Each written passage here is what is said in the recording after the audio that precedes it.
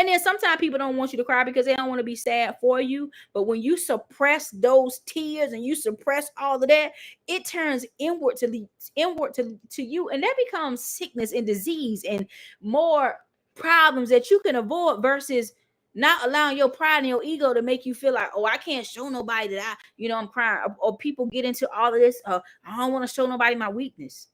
If y'all remember last night when I was talking about, there's nowhere in the Bible that God calls his love tough. There's no place where God ever describes his love as tough.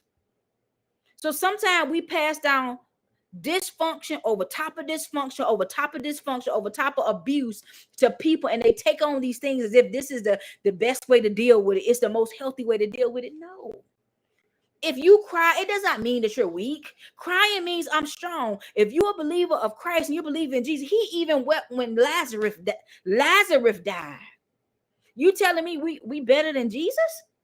You telling me that I'm more holier and more put together and I'm more stronger than Jesus, who cried when Lazarus died?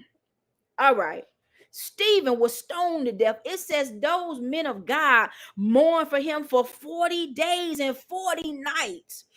David, he lamented and cried, and then he danced before the Lord so much he was dancing out his clothes, and his wife was looking and being all contempt because he was a man of God, a man of stature. Yeah. Did he have some things going on? Yeah. Did he have some sins going on? Yeah. Did he take somebody's wife and sleep with her? Yeah. Did he take that same wife and try to make the husband go be with his wife? He's like, no, I'm gonna serve you, and then put him on the front line so he can be killed. So he was lusting. He became an adulterer. He was a liar. He was a manipulator, and he was a murderer. But God says he was a man after my own heart. Imagine that. Imagine that. During the pandemic, I seen some of the funniest things people said to make light of the situation.